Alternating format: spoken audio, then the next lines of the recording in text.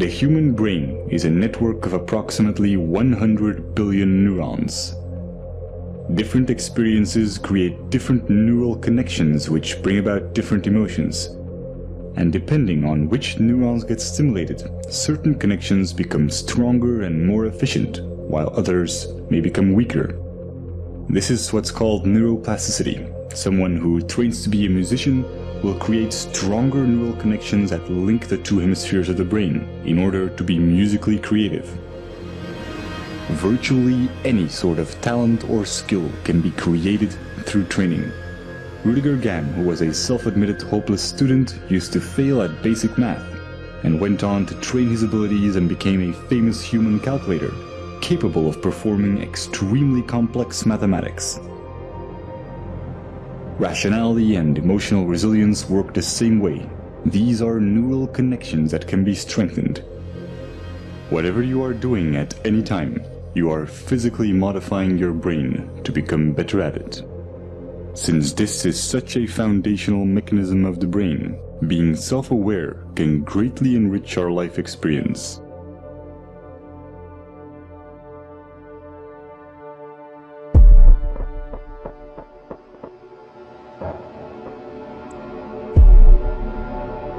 Specific neurons and neurotransmitters, such as norepinephrine, trigger a defensive state when we feel that our thoughts have to be protected from the influence of others. If we are then confronted with differences in opinion, the chemicals that are released in the brain are the same ones that try to ensure our survival in dangerous situations.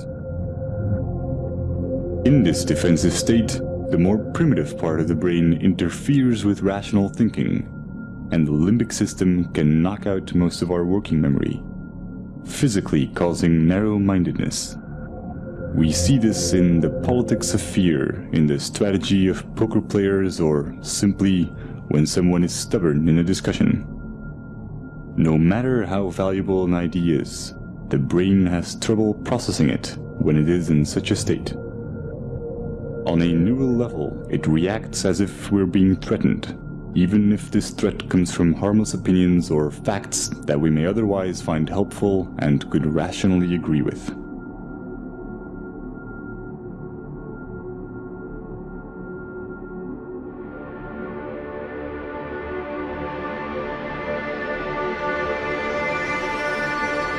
But when we express ourselves and our views are appreciated, these defense chemicals decrease in the brain, and dopamine neurotransmission activates the reward neurons, making us feel empowered and increasing our self-esteem. Our beliefs have a profound impact on our body chemistry. This is why placebos can be so effective. Self-esteem or self-belief is closely linked to the neurotransmitter serotonin. When the lack of it takes on severe proportions, it often leads to depression, self-destructive behavior, or even suicide. Social validation increases the levels of dopamine and serotonin in the brain, and allows us to let go of emotional fixations and become self-aware more easily.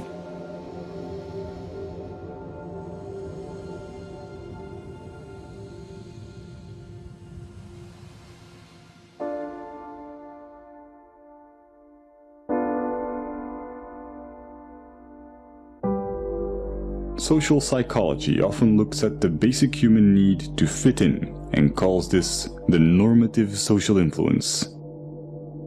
When we grow up, our moral and ethical compass is almost entirely forged by our environment, so our actions are often a result of the validation we get from society. But new developments in neuroscience are giving us a better understanding of culture and identity. Recent neurological research has confirmed the existence of empathetic mirror neurons. When we experience an emotion or perform an action, specific neurons fire, but when we observe someone else performing this action, or when we imagine it, many of the same neurons will fire again, as if we were performing the action ourselves. These empathy neurons connect us to other people, allowing us to feel what others feel. And since these neurons respond to our imagination, we can experience emotional feedback from them as if it came from someone else. This system is what allows us to self-reflect. The mirror neuron does not know the difference between it and others, and is the reason why we are so dependent of social validation and why we want to fit in. We are in a constant duality between how we see ourselves and how others see us. This can result in confusion in terms of identity and self-esteem, and brain scans show that we experience these negative emotions even before we are aware of them. But when we are self-aware, we can alter misplaced emotions because we control the thoughts that cause them. This is a neurochemical consequence of how memories become labeled when retrieved and how they are restored through protein synthesis. Self-observing profoundly changes the way our brain works. It activates the self-regulating neocortical regions, which give us an incredible amount of control over our feelings. Every time we do this, our rationality and emotional resilience are strengthened.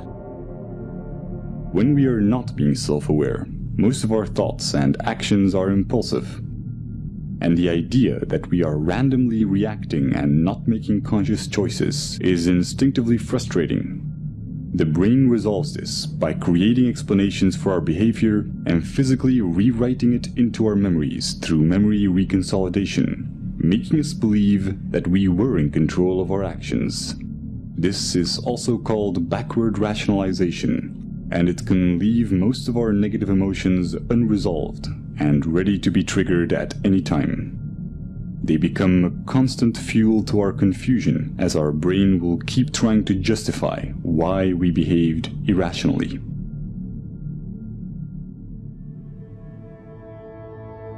All this complex and almost schizophrenic subconscious behavior is the result of a vastly parallel distributed system in our brain. There is no specific center of consciousness. The appearance of a unity is in fact each of these separate circuits being enabled and being expressed at one particular moment in time. Our experiences are constantly changing our neural connections, physically altering the parallel system that is our consciousness.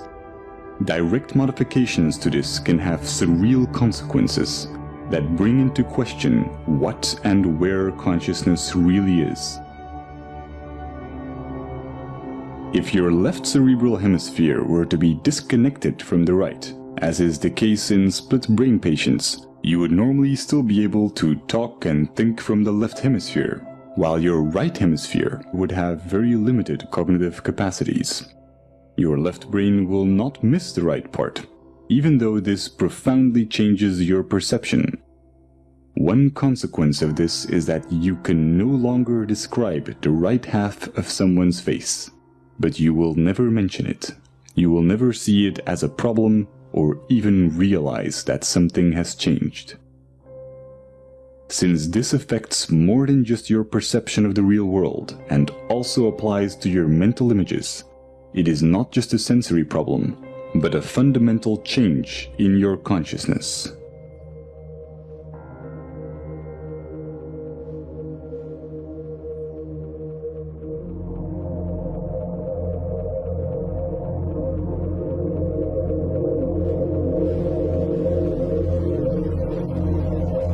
Each neuron has a voltage, which can change when ions flow in or out of the cell. Once a neuron's voltage has reached a certain level, it will fire an electrical signal to other cells, which will repeat the process. When many neurons fire at the same time, we can measure these changes in the form of a wave. Brainwaves underpin almost everything going on in our minds, including memory, attention, and even intelligence. As they oscillate at different frequencies, they get classified in bands such as alpha, theta, and gamma. Each are associated with different tasks. Brainwaves allow brain cells to tune into the frequency corresponding to their particular task while ignoring irrelevant signals, similar to how a radio homes in on different waves to pick up radio stations. The transfer of information between neurons becomes optimal when their activity is synchronized. This is the same reason why we experience cognitive dissonance, the frustration caused by simultaneously holding two contradictory ideas. Will is merely the drive to reduce dissonance between each of our active neural circuits. Evolution can be seen as the same process where nature tries to adapt or resonate with its environment. By doing so, it evolved to a point where it became self-aware and began to ponder its own existence. When a person faces the paradox of wanting purpose while thinking that human existence is meaningless, cognitive dissonance occurs.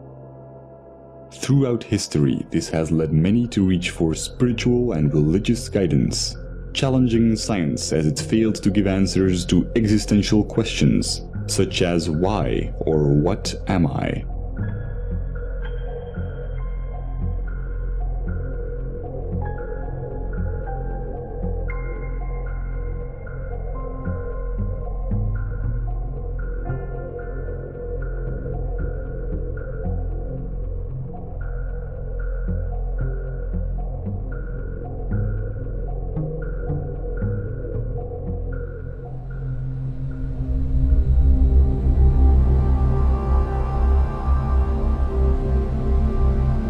The left cerebral hemisphere is largely responsible for creating a coherent belief system in order to maintain a sense of continuity towards our lives.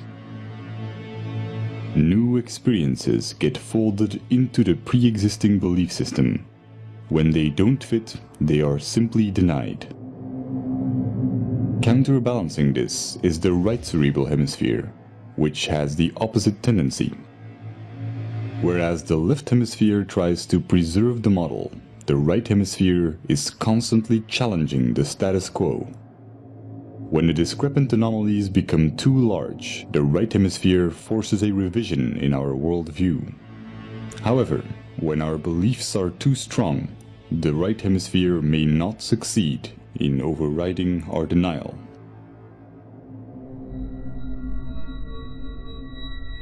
This can create a profound confusion when mirroring others.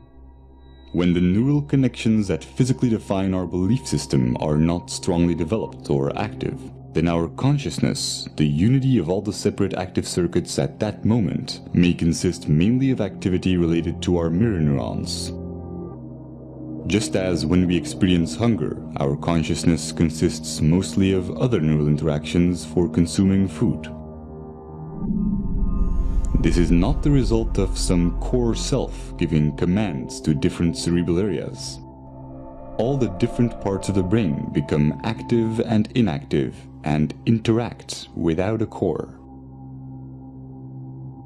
Just as the pixels on a screen can express themselves as a recognizable image when in unity, the convergence of neural interaction expresses itself as consciousness. At every moment, we are in fact a different image, a different entity when mirroring, when hungry, when watching this video. Every second, we become different persons as we go through different states. When we use our mirror neurons to look at ourselves, we may construct the idea of identity. But if we do this with our scientific understandings, we see something completely different. The neural synergies that produce our oscillating consciousness go far beyond our own neurons. We are equally the result of cerebral hemispheres interacting electrochemically, as we are of the senses connecting our neurons to other neurons in our environment. Nothing is external. This is not a hypothetical philosophy. It is the basic property of mirror neurons, which allow us to understand ourselves through others. Seeing this neural activity as your own while excluding the environment would be a misconception. Our superorganismal features are also reflected in evolution, where our survival as primates relied on our collective abilities. Over time, the neocortical regions evolved to permit the modulation of primitive instincts and the overriding of hedonistic impulses for the benefit of the group. Our selfish genes have come to promote reciprocal social behaviors in superorganismal structures, effectively discarding the notion of survival of the fittest. The brain's neural activity resonates most coherently when there is no dissonance between these advanced new cerebral regions and the older, more primitive ones. What we traditionally call selfish tendencies is only a narrow interpretation of what self-serving behavior entails, wherein human characteristics are perceived through the flawed paradigm of identity, instead of through a scientific view on what we are. A momentary expression of an ever-changing unity with no center. The psychological consequences of this as an objective belief system allow self-awareness without attachment to the imagined self, causing dramatic increases in mental clarity, social conscience, self-regulation, and what's often described as being in the moment.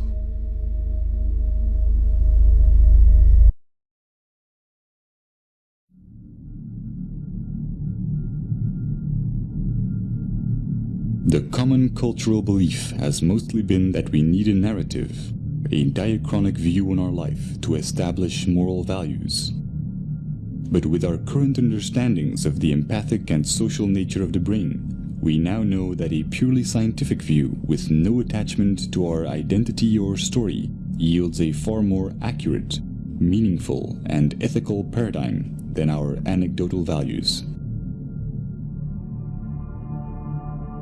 This is logical since our traditional tendency to define ourselves as imaginary individualistic constants neurally wires and designs the brain towards dysfunctional cognitive processes, such as compulsive labeling and the psychological need to impose expectations.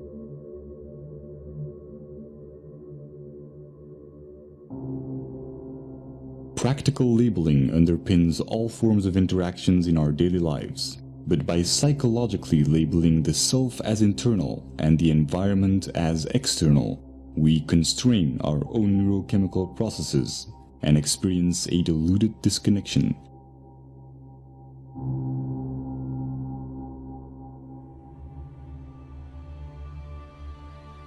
Growth and its evolutionary side effects, such as happiness and fulfillment, are stimulated when we are not being labeled in our interactions. We may have many different views and disagree with one another in practical terms, but interactions that nevertheless accept us for who we are without judgment are neuropsychological catalysts that wire the human brain to acknowledge others and accept rationally verified belief systems without dissonance. Stimulating this type of neural activity and interaction alleviates the need for distraction or entertainment and creates cycles of constructive behavior in our environment. Sociologists have established that phenomena such as obesity and smoking, emotions and ideas spread and ripple through society in much the same way that electric signals of neurons are transferred when their activity is synchronized.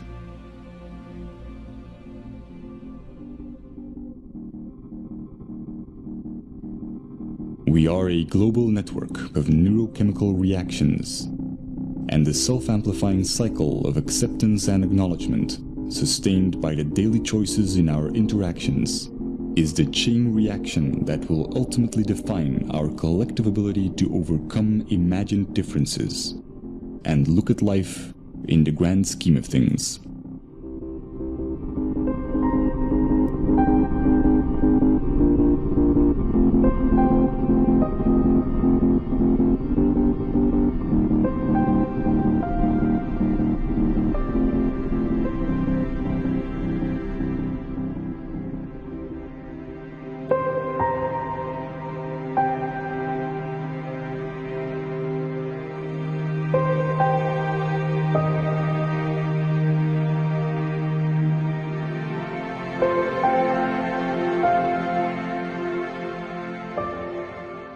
In quantum mechanics, we have learned to approach reality differently and see everything as probabilities instead of certainties.